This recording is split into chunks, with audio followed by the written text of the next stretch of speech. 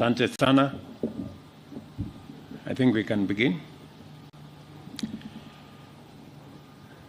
Thank you very much, ladies and gentlemen, for making it to this press briefing. For years now, life has been very difficult for millions of Kenyans due to unemployment, low incomes, and the rising cost of essential commodities.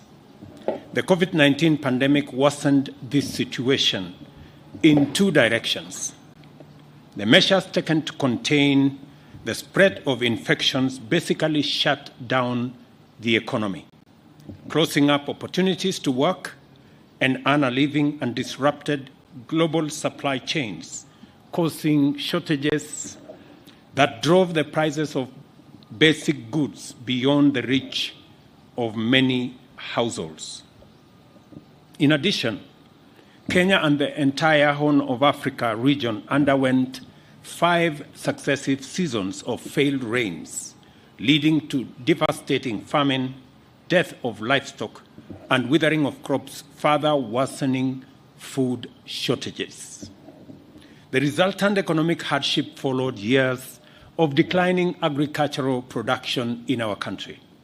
This meant that the earnings of people employed in agriculture, who make up to 70% of the country's workforce, were diminishing as the cost of living rose steeply. Scarcity of essential food items drove the cost of food as a share of household expenditure all the way to 54% on average. For these reasons, the bottom-up economic transformation agenda recognized that Kenya's poor economic performance was primarily due to underperformance of agriculture. Agriculture's contribution to employment, to incomes, foreign exchange, cost of living, and industrialization has 2 related implications. 1, neglecting to invest in agriculture deprives the economy of a tremendous opportunity to grow steadily, increasing unemployment, poverty, and inequality. 2 strategic interventions in agriculture can ignite the national economy and set it on the path to inclusive growth. On my first day in office, I outlined to the nation the hard times and difficult choices we faced, as well as the respective costs and benefits of policies at the time and the strategies proposed in our agenda. It was clear that low agricultural productivity was not only raising the cost of living, but also driving poverty among millions whose livelihoods are connected to agriculture. Now, as I've said, 70% of all employment is from the agricultural sector, with its linkages in manufacturing, value addition, and agro-processing. At the same time, the importation of food items and expenditure on subsidies, including duty waivers, were depleting our foreign exchange and exerting severe budgetary pressure without attacking the fundamental productivity problem. We were living dangerously and beyond our means. I therefore propose to retire the prevailing policy of subsidizing consumption in favor of subsidizing production. Instead, we started investing in agriculture, the country's biggest employer, largest contributor to our GDP, and the mainstay of all our rural communities and economies. The strategic objective of this intervention was to facilitate all Kenyan farmers to transform their production from a futile struggle for meager subsistence, which comprises brief moments of food availability, followed by long periods of scarcity, malnutrition, and poverty. Instead, we transformed this to surplus production, food security, and sustainable incomes. Because arable land in Kenya is limited and our population has increased over the years, the only way to increase agricultural productivity is through the use of high-quality inputs, in particular fertilizer, which significantly increases crop yields in the same area of land, use mechanization, and support farmers to be able to produce. In other words, by addressing the cost, quality, and availability of inputs and associated direct production expenses, we were setting out to liberate our agricultural sector from chronic underperformance and transforming it into the primary driver of our bottom-up economic transformation agenda and the foundation of Kenya's prosperity, industrial capacity, and competitive advantage.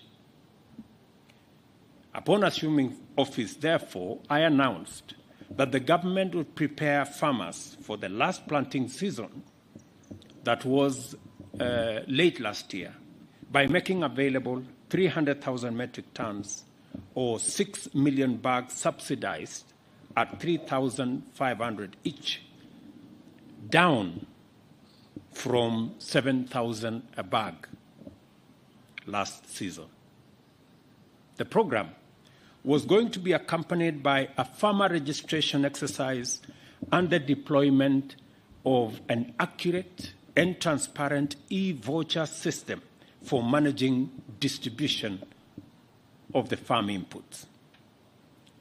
We were also going to collaborate with county governments to facilitate last-mile delivery to farm gates. I am very happy that some county governments actually worked with us on this exercise, and we were able to open additional stores in different parts of the country. Earlier in the year, I presided over the launch of the first phase of the subsidized fertilizer program and the inaugural phase of the National Farmer Digital Registration exercise.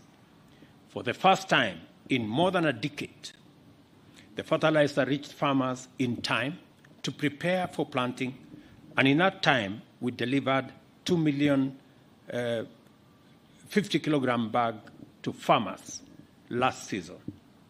Similarly, since the onset of the long rains this year, we have prepared farmers in 41 counties and delivered to them 3,536,162 bags of crop-specific, region-specific fertilizer, and in the process registered more than 5 million farmers and issued 3,628,512 e-vouchers and established a last-mile distribution network. For the first time in our country's history, we are providing farmers with fertilizer whose formulation is customized to feed crops with their specific requirements of elements and address local soil nutrient composition. It is also the first time that fertilizer has been delivered directly to farmers on the basis of land acreage and crop production capacity, thanks to technology. Our last-mile logistics were enhanced through effective partnership with county governments, and as a result, counties and communities made warehouses and stores available to the National Cereals and Produce Board to serve farmers efficiently and as close to them as possible. ICT, once again, proved to be a game changer for our innovative intervention to serve farmers. After working with local administration to register farmers, and I must congratulate my deputy for spearheading that process, we collaborated with Safaricom to develop and deploy the fertilizer e-voucher system to administer the fertilizer subsidy transparently, accurately, and efficiently. By cutting out brokers, middlemen, and other intermediaries, we have eradicated corruption and inefficiency from the program in order to concentrate maximum benefits on the farmer. The crops targeted by the e-voucher subsidized fertilizer program are maize, coffee, sugarcane, potatoes, rice, tea, cotton, edible oils, and tomatoes. The total amount spent so far on the fertilizer subsidy program is a small fraction of the annual cost of consumption subsidies, and yet its impact is nothing short of tremendous. In 2017, Kenya produced 39 million bags of maize. In 2018, production rose to 44 million bags of maize, but later came down to 40 in 2019, and again 40 million bags in 2021. Our target this year and annually going forward is to produce 61 million bags annually between this year all the way to 2027. Long rains annually account for 80% of our season production. From the long rain season alone, which is underway, and we want to thank God that we got rain this year, better than the last several years. We estimate a yield of 44 million bags in this season, compared to last year's 32 million bags. We estimate that we will get an extra 12 million bags, thanks, by the grace of God, to the rains that we got, thanks to the patriotism of our farmers. If there are patriotic citizens of our country, it is our farmers. Our farmers have come in full force. They have gone beyond their normal call of duty to respond to our intervention, and they are doing a phenomenal job as a farming community. As a result of effectively administered strategic interventions, we are definitely on course to meet national demand in full this year. Today, I am proud to announce the commencement of the second phase of our program. On this leg, we shall begin to immediately bring down the price of fertilizer from 3,500 to 2,500 per 50 kilogram bag beginning yesterday. And I'm told that yesterday alone, 34,000 bags of subsidized fertilizer were sold to our farmers, a record in a long time, meaning that the farmers know the importance of subsidized fertilizer. And this is for the short rains now that is going to begin next month all the way to December. At this price, we expect significantly higher uptake of fertilizer. Since fertilizer is the game changer of our agricultural productivity, this should translate to higher production in the next planting season. I encourage farmers to embrace better and greater use of fertilizer to increase yields in the coming seasons. The government is also appealing to farmers to redouble the use of fertilizer per acre to increase agricultural production. In the long rain season, most farmers used 1 bag of fertilizer per acre. Data shows that if you double the fertilizer per acre, you will get more yield from between 20 and 25 bags per acre. Many farmers who use 1 bag per acre get anywhere between 12 and 15 bags. But if they double the use of fertilizer, and I want every farmer to listen to me because this is what I do in my farm. Yeah? When you double the use of fertilizer, there is a direct correlation to the production that you get as a farmer. So I am asking our farmers, now that we have reduced the cost of fertilizer from 7,000 now to 2,500, they have absolutely no reason why they should not double the fertilizer they are using from 1 bag to 2 bags, and we can immediately double our production, and we can get rid of the shortages and the high costs of food in our country.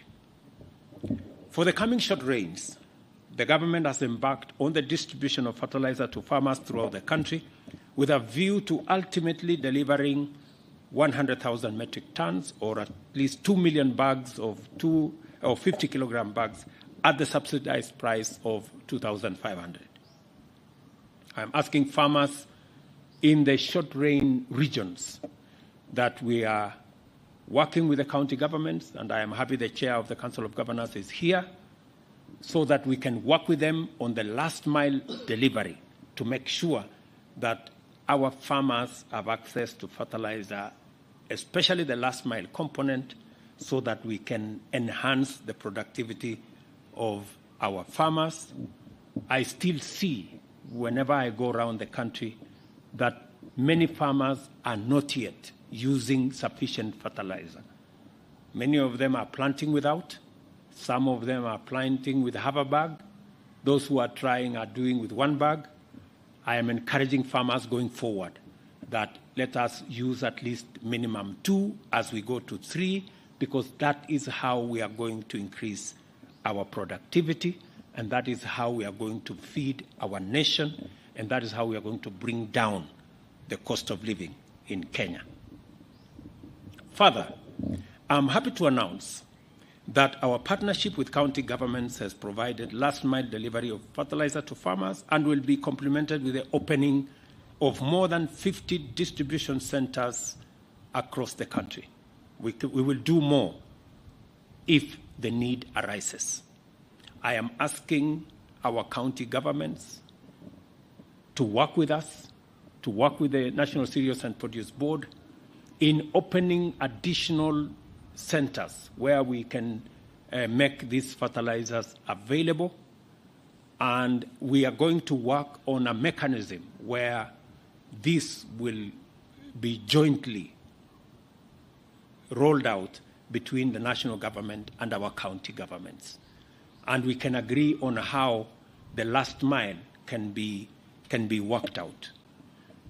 My suggestion would be the county governments provide the space and the stores, and as a national government, we will work with them in making sure that there is personnel which can be shared between the county and the national government to make sure those stores run efficiently and serve the farmers as best as we all want. As we prepare for a bumper harvest, thanks to a successful collaboration between the Almighty God who has given us rain, the government of Kenya who has delivered fertilizer, and our very hard-working farmers who has done the most. I also take this opportunity to convey more good news to our farmers. We are now implementing a national initiative to acquire 100 dryers, which will be distributed strategically to various NCPB depots nationwide, with the aim of serving maize farmers as well as cereal farmers at subsidized and highly affordable rates. I know, for example, that farmers have been spending anywhere between about 60 shillings per 90 kilogram bag of maize and thereabout. We are proposing that this year, Government of Kenya is going to meet half the bill for drying. Again, this is our strategy to make sure that we eliminate post-harvest losses. As we all know, we have seen farmers trying to dry their produce in all manner of ways, on roadsides, along the roads, in all manner of places. I want to tell our farmers that the government of Kenya is not only going to provide the facilities for them to do the drying, but we are going to meet half the cost of drying so that we minimize on the almost 20-30% losses that we that normally we lose because of management of the post-harvest challenges.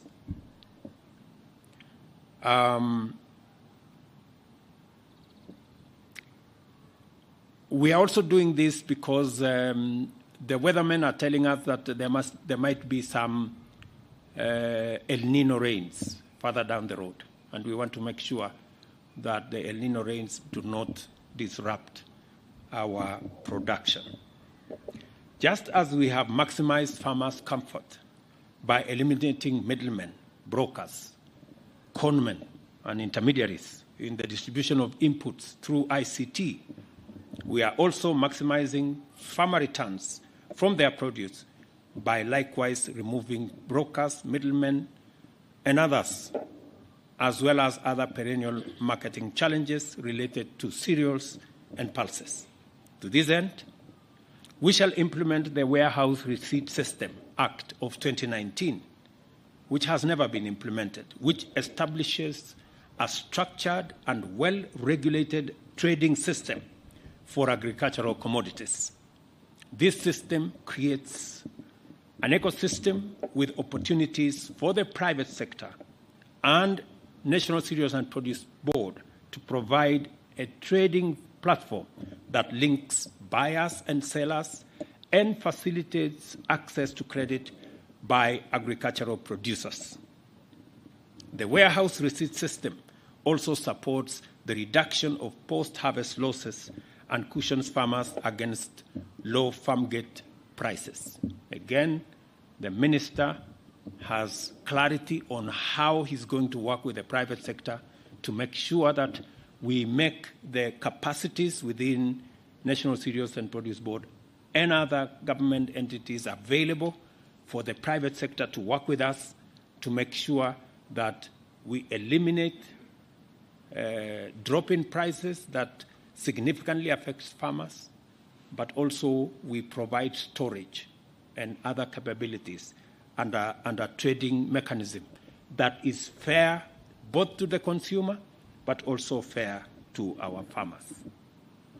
We are increasing the budget, again, as an intervention for the Agricultural Finance Corporation for seasonal crop lending from 2 billion shillings to 10 billion to facilitate affordable credit that will be available to our farmers. The credit will be provided at single-digit rates to further reduce our cost of production and enhance the productivity of our farmers. We have so many farmers that every season borrow money to buy inputs. The money that has been available has been between 2 billion and 2.5 billion over the years, which has not been adequate. This year, we are scaling that up to 10 billion shillings, and I am telling farmers across the country that they can now have access to affordable credit to help them support the country in matters food production and also making sure that we have a thriving agricultural sector. We are also working with the private sector and county governments on a comprehensive mechanization program to increase available tractors and other farm machinery to further enhance the efficiency and productivity of our farmers. As you are all aware, some of our farmers are still using all manner of practices, including auctions and all manner, and their productivity is limited. We have scope. Our mechanization is currently at around 45%. It is the intention in the next 5 years to drive that to 75% mechanization in Kenya. The program that we already have in place is the first 10,000 tractors and other machinery. We are at the tail end of discussions between Government of Kenya and different suppliers who will be, who we are going to demand that they set up assembly plants in Kenya to support our agricultural machinery delivery and also to support our productivity.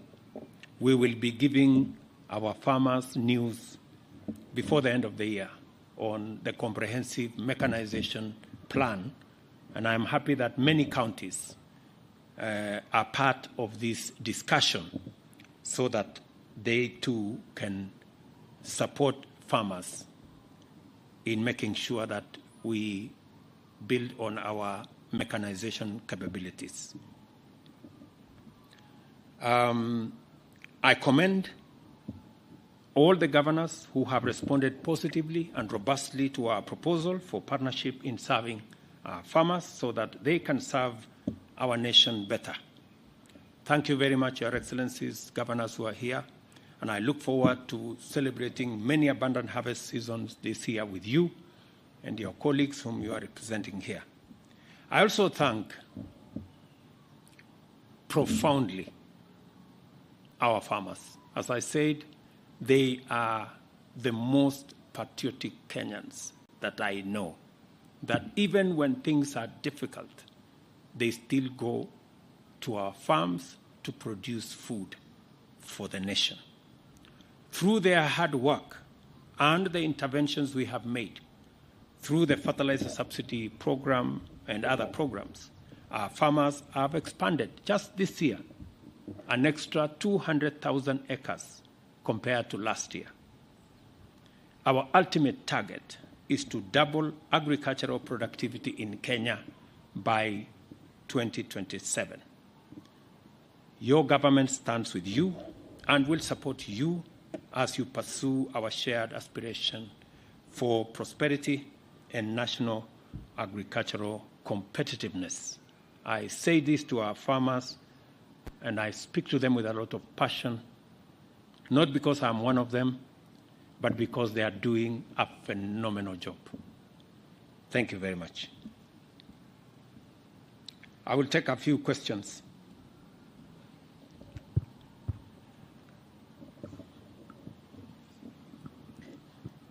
My name is Chamutai going from Citizen TV, and I have one question. There's been concern by sugarcane farmers in parts of Western and Nyanza. Some factories have closed shop, and Kenyans are actually concerned about the price of sugar because when you look at the period when you took over power, sugar was about 300 shillings, and now 2 kgs is retailing for about 510. So the concern is what is pushing the price of sugar up, and what interventions the Ministry of Agriculture and the administration is using to cushion the farmers. Thank you. Thank you very much. I agree with you that there is concern around sugar. Some of the, we've had confusion and chaos actually in the whole sugar subsector. And we are streamlining that sector because the whole sugarcane sector has been riddled with all manner of confusion and poaching of sugarcane from one corner to another. The others, everybody refusing to work in accordance with the law. In fact, the reason why many companies have closed shop temporarily is because there is no cane to harvest. And they were even harvesting cane that is not mature. We have had serious consultations. The minister, AFA, has been on top of that game. It is true, the prices have gone up. We have been reluctant to work against farmers by opening importation. Importation has always been a problem in Kenya. that sometimes importation has been used to destroy the whole sugar industry. We have been careful, we have been methodical, but finally we have given licenses for the importation of sugar into the country. Initially, we started with commercial sugar that was not, finally it was not available.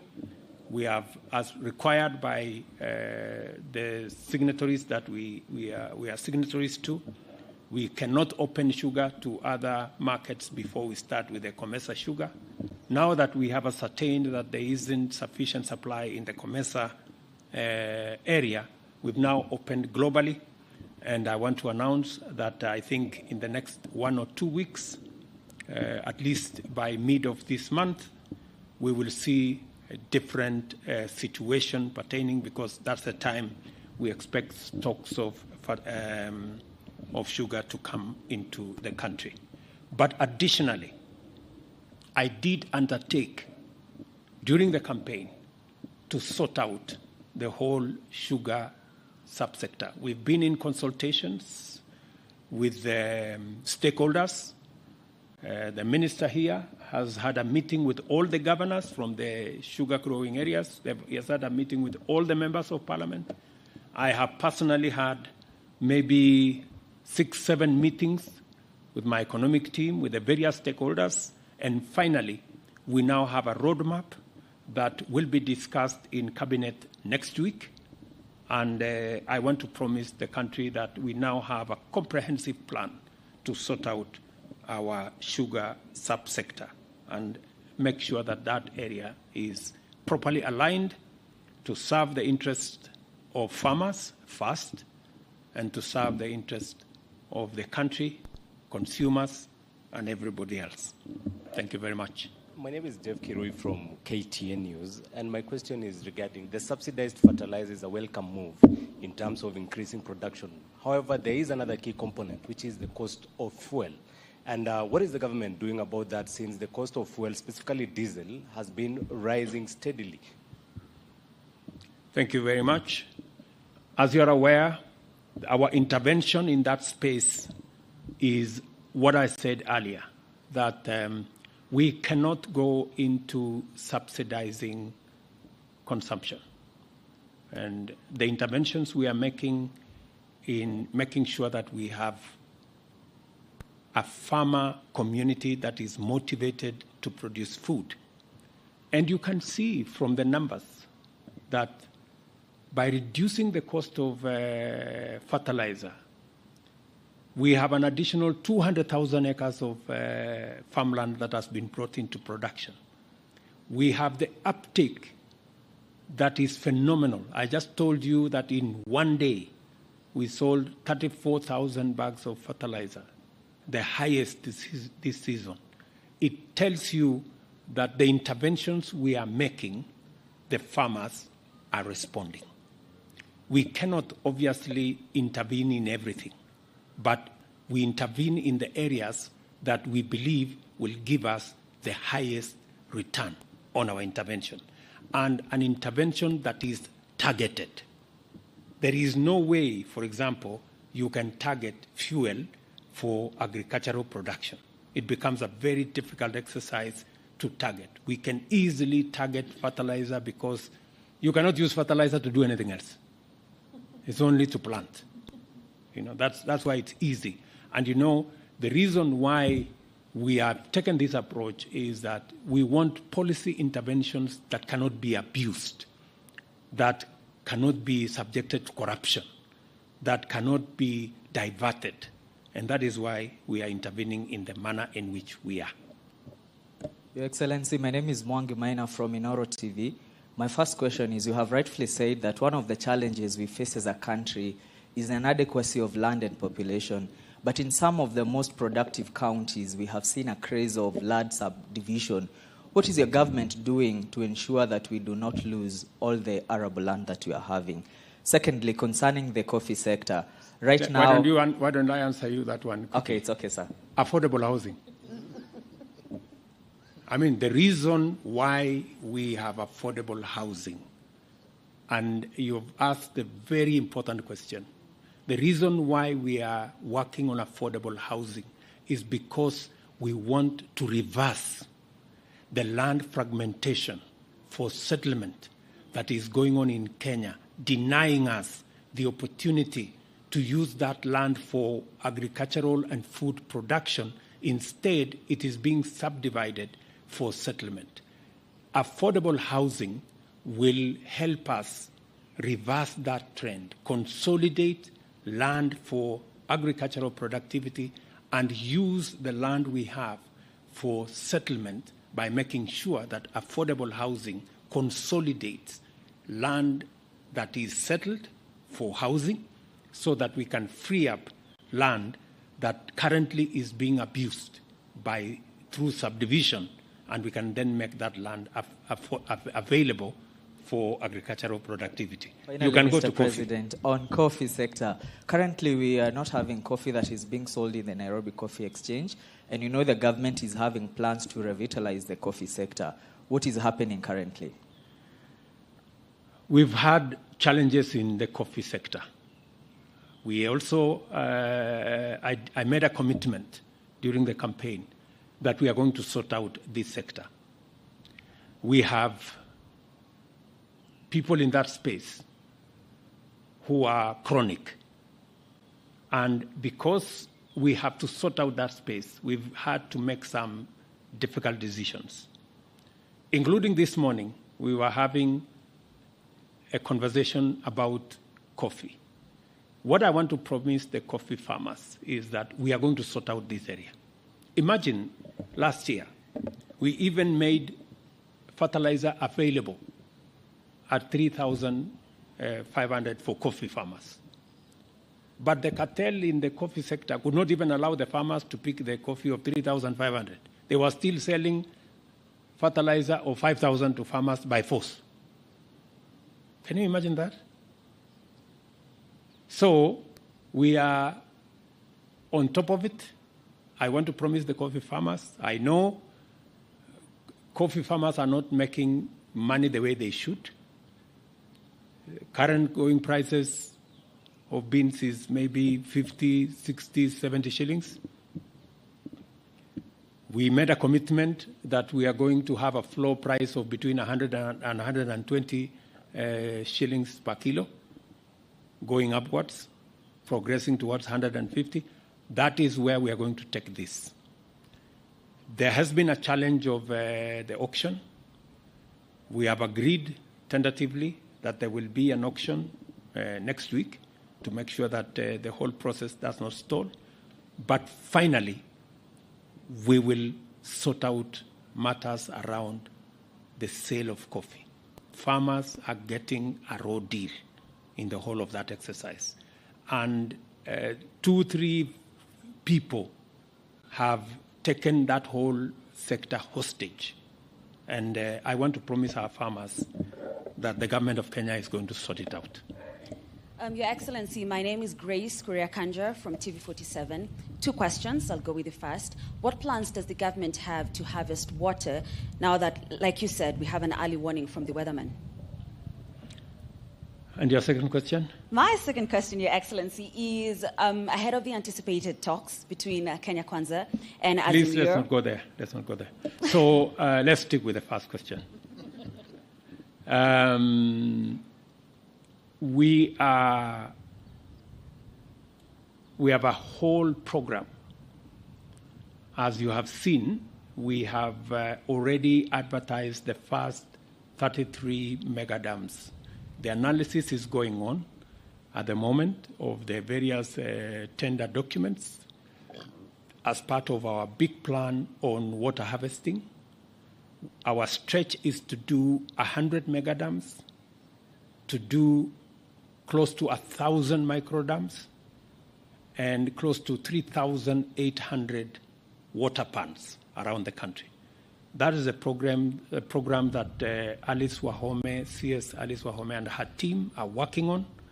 They will be sending a brief to Cabinet in the next 1 week, and we are well on course on harvesting water because it is a major component that is going to drive our farming through irrigation. It's going to drive our health through making sure that there is clean water for drinking. It's also going to drive our livestock industry by making sure that we have water for livestock. So it's a very important sector. It is one of our big focus, our big tickets, and we are working on it. Thank you very much, my name is good people. My name is Gitao Wanjiko, and my question touches on pellies or shamba system. I would like to know how does it contribute to the food security? And on the other hand, we have felt, and some people feel that the shamba system contribute into environmental degradation. And your government is so serious in terms of conserving the environment. How are you going to intermarry the two so that maybe we can exploit the pellet system and as well as we contribute or we conserve the environment? Our focus at the moment is on growing 15 billion trees in Kenya. We have a comprehensive plan on how that is going to be achieved. And we will be making a statement, a comprehensive statement on all the challenges we are having and what needs to be done to make sure that we respond appropriately in that space. I know there has been concern, for example, on the lifting of the moratorium on tree harvesting. I want, for avoidance of doubt, that will not be an occasion to reverse our tree planting exercise. What we are doing, we are going to make sure that that exercise does not lead to what we have seen in the past.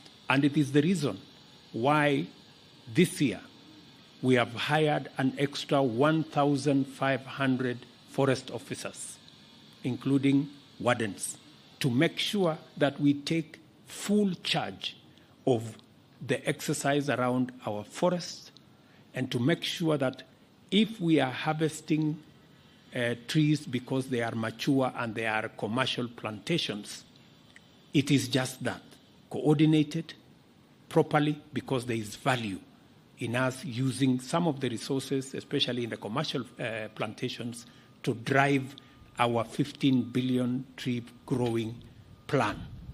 The resources that we need in that space is going to be plowed back. In fact, there is no single coin that is going to come from commercial forestry and the harvest of commercial trees that's going to go outside, making sure that we drive our plan on 15 billion trees. But again, we are going to issue a comprehensive statement in that direction. Have a good afternoon, good people. Asanteni sana. God bless you. And please pray for our farmers. They are doing a wonderful job. Asante.